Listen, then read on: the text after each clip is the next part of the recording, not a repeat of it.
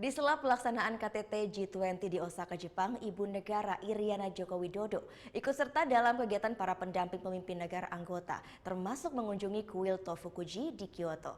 Nah, sebelum melakukan ke kuil Tofukuji, Iriana dan juga para pendamping pemimpin negara G20 menikmati jamuan teh di The Garden Oriental Osaka. Ibu Negara Iriana Joko Widodo tiba di The Garden Oriental sekitar pukul 11 waktu setempat. Ia disambut istri Perdana Menteri Jepang Shinzo Abe, Akie Abe, dan Gubernur Osaka Hirofumi Yoshimura. Akie Abe kemudian mengajak Iriana dan para pendamping pemimpin negara G20 lainnya menikmati jamuan minum teh sambil menikmati pemandangan taman.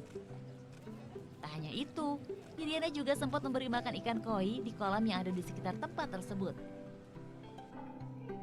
Usai minum teh bersama, Iriana beserta rombongan melanjutkan perjalanan menuju kuil Tofukuji di kota Kyoto dengan menggunakan bus.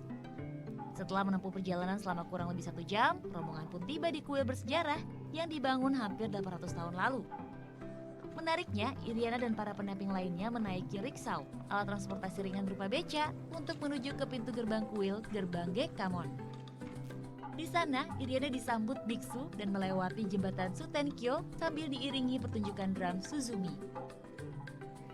Iriana kemudian memasuki Abbots Hall dan menuju ruang Fusumayanoma, tempat ia bersama para pendamping lainnya mendapat penjelasan sejarah Fusumayanoma dari biksu.